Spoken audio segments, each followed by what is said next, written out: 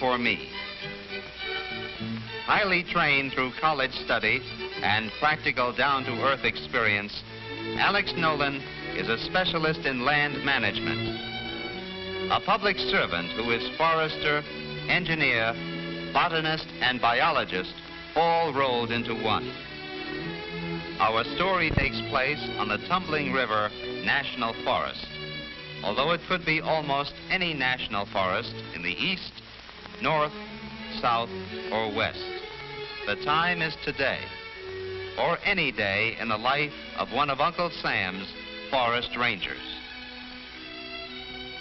I can't remember for sure just what it was that made me decide to become a forester.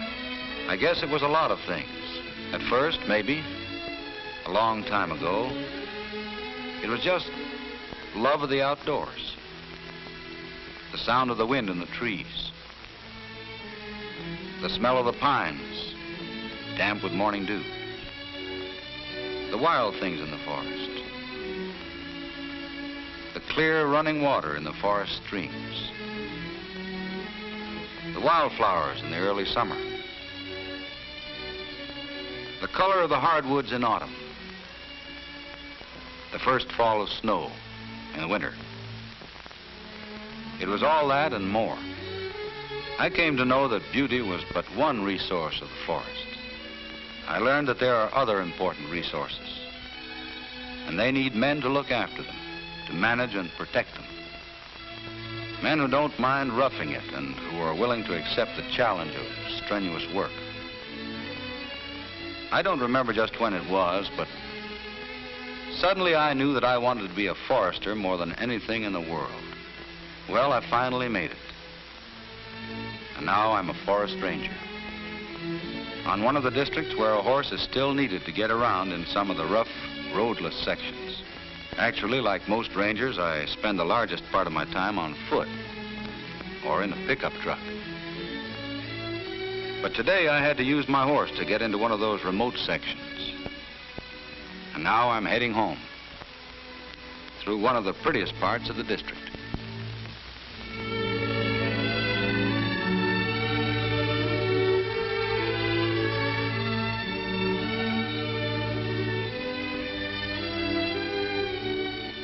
Here at the north end of my district are the big falls. You can almost always see a rainbow rising out of the mist. The Indians call this Nonona Seveto, which means Rainbow Valley. And that's the name of my district, Rainbow Valley.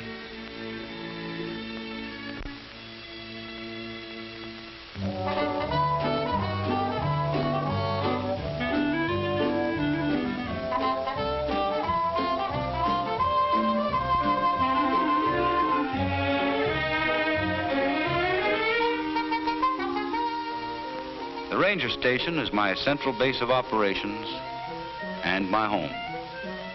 I've got a nice layout. Like all ranger stations, it was designed for efficiency. The office building serves as headquarters for my ranger district.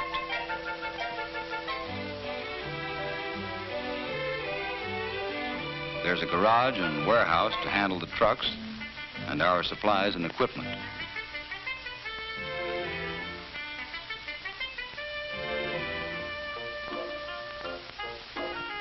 The barracks is the place where the work crews bunk in the summer.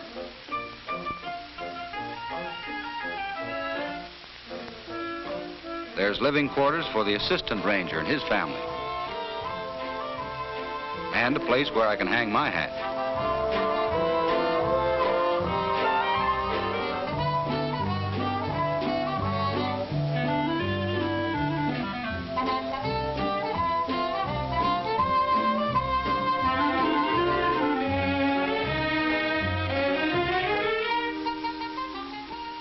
I sure am lucky in a lot of ways. Lucky to have a family that loves this sort of life as much as I do. Dave gets a big kick out of helping take care of the horse. He's developing into a real buckaroo.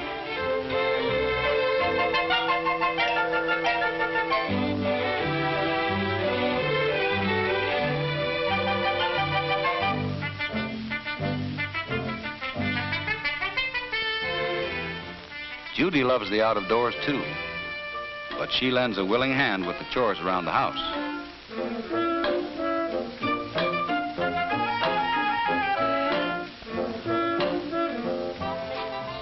And I'm lucky to have a wife like Kay. She's a real partner in all of my work.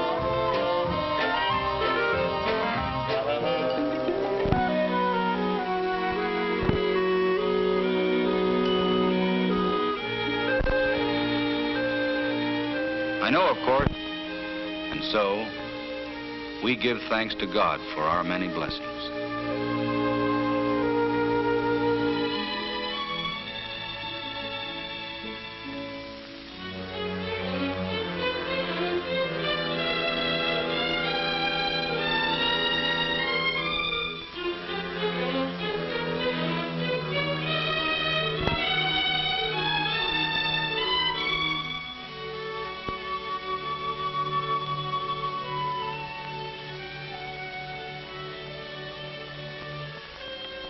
Bruce Martin, a darn good man. He's slated for a promotion soon, going to get a district of his own. Well, Bruce will make a good ranger. He's got what it takes. The willingness to work hard for long, long hours, the ability to handle tough situations, and not let criticism, good or bad, get him down. The enthusiasm and unselfishness that go with public service. To run a ranger district properly, you've got to do a lot of planning. Every job must be carefully analyzed to ensure the most efficient use of manpower and funds. This day, Bruce had the final figures on the Big Creek timber sale. Like all large timber sales on the national forests, a combination of planning and field activity was necessary before a single tree was cut. First, we had to make a careful examination of the timber sale area. We had to find out which trees should be cut, which trees should be left. You see, the forest always has to be kept in good growing condition to produce future crops.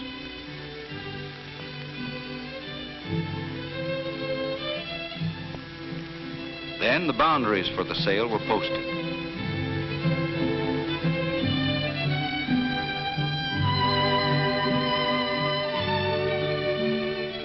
All the trees to be cut were marked with a paint gun. We marked the base, too, so that we would be able to check, even after felling, whether the right tree had been cut. Then we advertised the standing timber, and starting with a fair minimum price, sold it to the highest bidder. The Forest Service never does any logging itself. It's all done under timber sale contract by the purchaser. Bruce handled most of this sale, and he worked closely with the woods superintendent of the logging company that had bought the timber.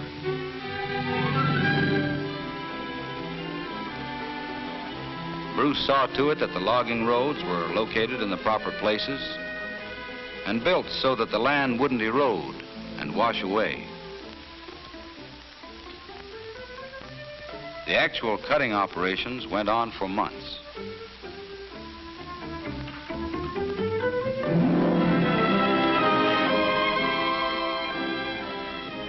Through it all, we continually made sure that the logging was carried on without unnecessary damage to the remaining trees.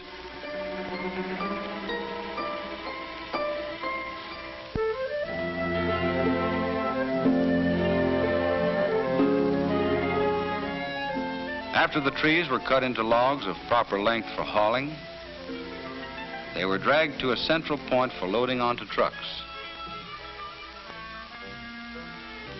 Every log was scaled, that is, measured for the amount of sound wood it contained, eliminating any rotten or defective portions.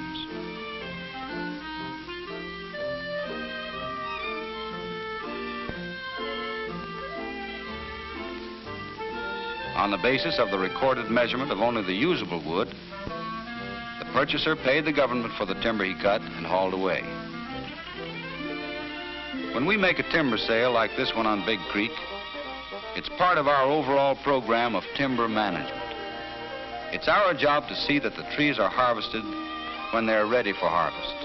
And for the forest as a whole, we have to keep the amount of timber that's cut in balance with the timber growth, so there'll always be crops of timber. We call this balancing of growth and harvest sustained yield. Then there's the money that's paid for the trees.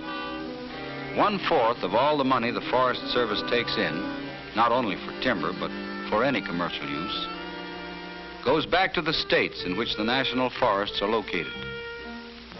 That money is turned over to the counties for public schools and public roads. Another 10% is added to the funds that are appropriated to build roads and trails in the forests. In terms of human welfare, good timber management means jobs and paychecks for men in the woods, at the mill, and all along the line to the finished products. Employment and payrolls help bring stability to the homes of men and to their community.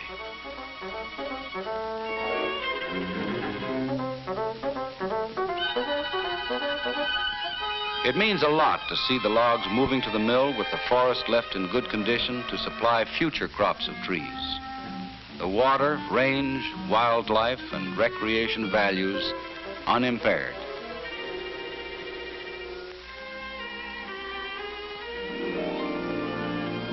A forest ranger's got to keep in mind all of the forest values, all of the time, because each resource ties in somehow with all the others. A big part of national forest use, particularly in the West, is the grazing of sheep and cattle.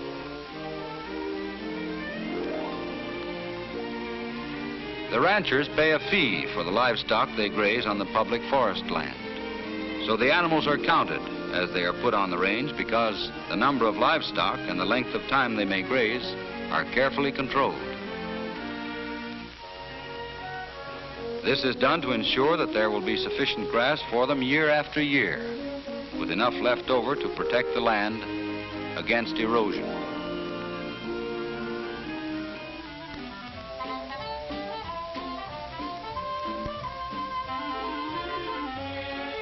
I make it a point to ride these rangelands with the permittee, that is, the man who owns the livestock. Working together, we can keep the land in good condition, not overgrazed, and at the same time, not undergrazed, so that both the land and the stockman get a fair deal.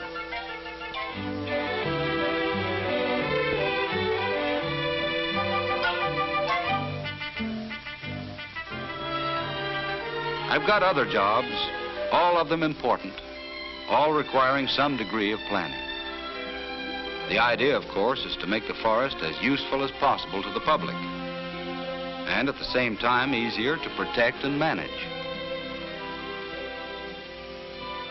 Take our forest roads, for example.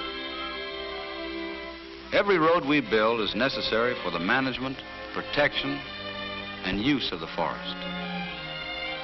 Once they are built, the same goes for the forest trails. They've got to be kept open for our work crews, as well as for the many folks who like to hike or ride.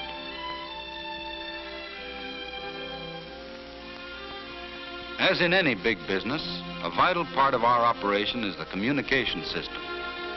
We have special radio channels and miles of telephone lines. Constant maintenance is required because in an emergency, such as fire or when someone is injured or lost in the forest, you've got to get the word out quickly. One of our major responsibilities, of course, is to build up and maintain the forest growth.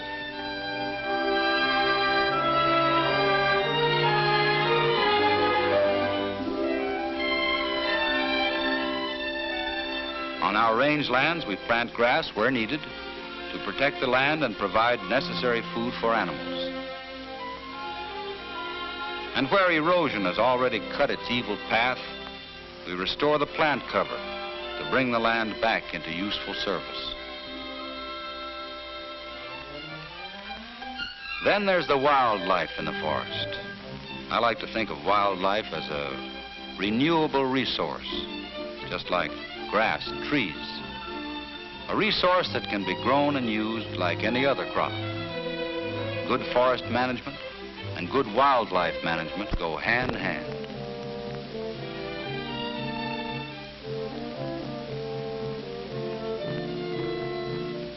I work closely with the state fish and game boys to provide better fishing and hunting under the state laws for the many people who love these outdoor sports.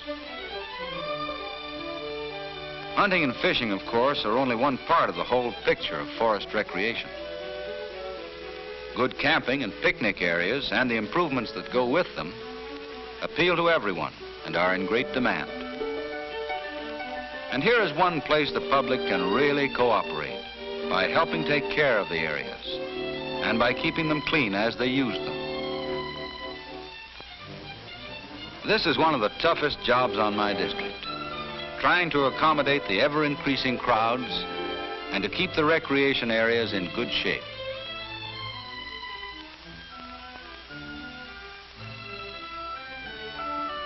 Just the same, I sure like to have people on the forest. I don't know of a better way to show them what's going on. For example, folks are usually surprised to learn that insects and disease kill more trees in the forest every year than fire does. When people have an opportunity to learn things like this right out where they're happening, they become as anxious as I am to keep their forest green and growing. Take those little rascals, the bark beetles. They can work their way into the tree through the thickest bark, where they lay hundreds of eggs.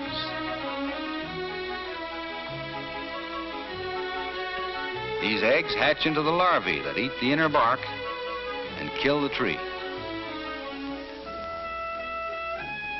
It's my job as ranger to keep an eye open for sudden outbreaks of insects or disease and to prevent them from running wild. Everything we do in timber, range, and wildlife management, and in recreation, ties into our plans for water in one way or another. The water that flows from this forest is probably its most valuable resource. That's why, in managing the public range, I've got to keep the water values of the land definitely in mind. That's why, in handling the timber resource, I've got to always be sure that the flow of water in the streams will be maintained in good, clean supply, and that the land itself will be protected against erosion. This is far more than just a pretty stream running through the forest. It is the water that helps the trees and other plants to grow. It is the water that the wildlife must have to make their forest home complete. It is the water that the many visitors to the forest need to fully enjoy their outdoor recreation. My responsibility in keeping safe the water values of this land extends far beyond the forest boundary.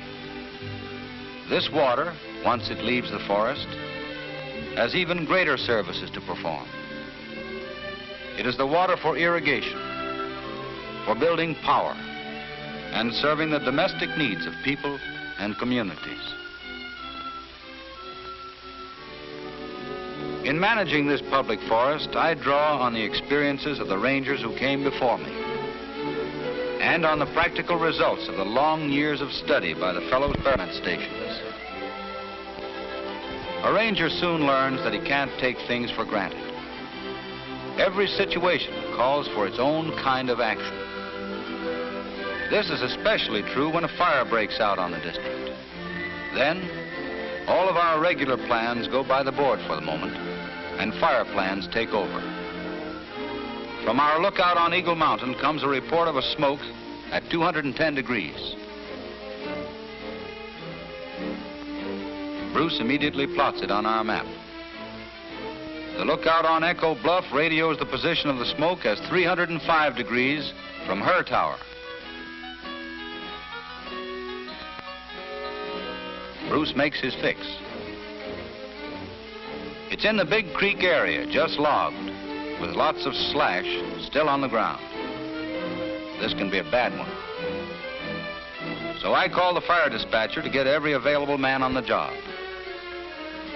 Our own fire station at the ranger station is already underway.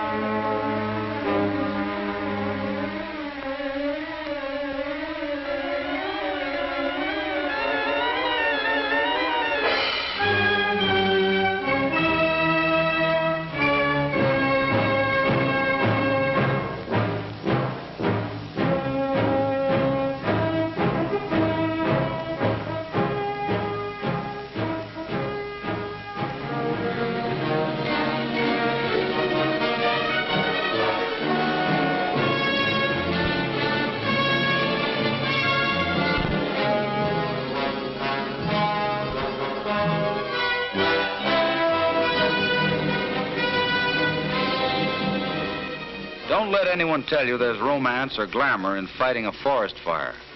It's just hard, hot, tiring, grueling work.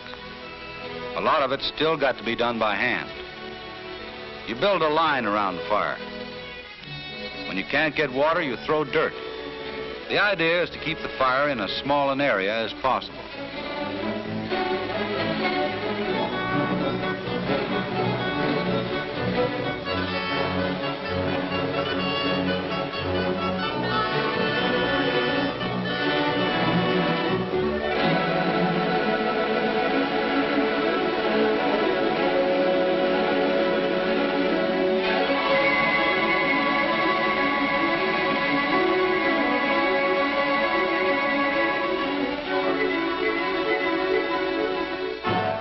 Whenever we can, we use machines to help build the line and stop the fire's advance.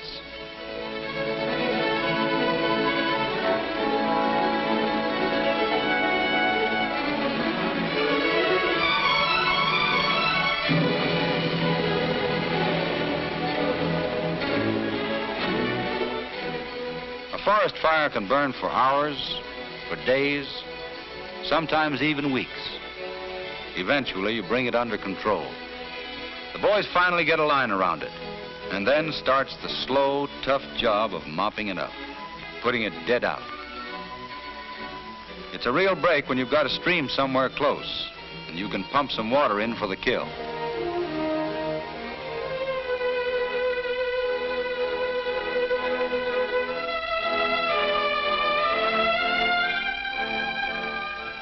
I always keep the dispatcher advised as to progress on the fire and tell him whenever I can what I'm doing and where I'm going. When the mopping up begins, I usually go around the fire line to check it and look things over.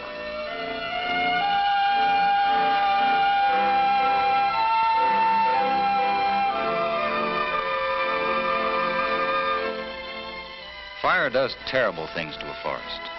If everybody could just see this, if they could just get the depressing feel of it, right out on the ground, I'm sure they'd be more careful with their matches, their cigarettes, and campfires.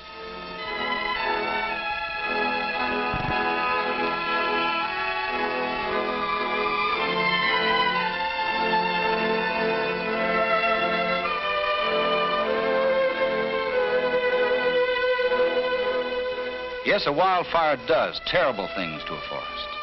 It's the little trees that suffer most. They don't have a chance. The soil takes a beating.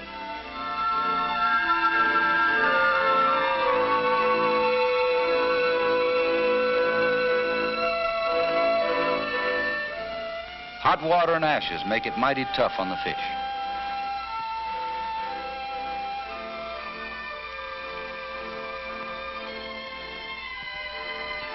Sometimes, even the animals aren't fast enough.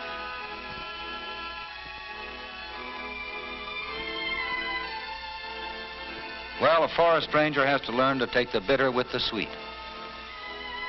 Fire is a villain, sure. But fire isn't the only thing that makes a ranger's life pretty rough sometimes.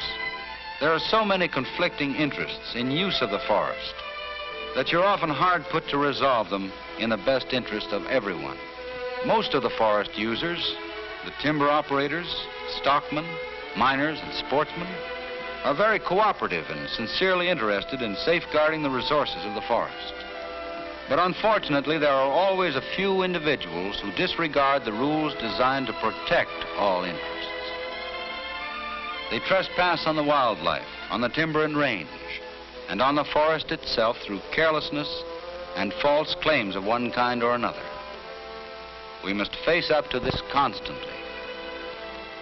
Dramatic stuff? Not at all. The real drama for me is in keeping the forest producing on the highest possible level. And that's why I'm glad I'm a forest ranger.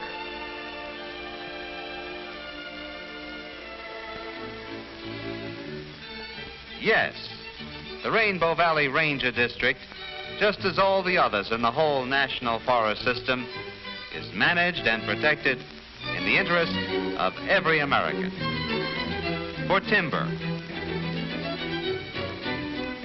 for grass, for wildlife,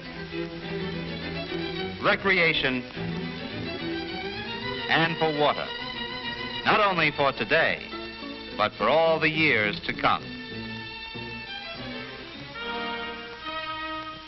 Because he is helping to guard this wonderful heritage of ours for our children today and their children tomorrow, Ranger Nolan is making a mighty important and necessary contribution to the security and strength of our nation. There's an old saying that you can find a pot of gold at the end of a rainbow. Well, Alex Nolan, Forest Ranger, has found his treasure here. It's his job of protecting and managing this forest so that it will always give so much to so many.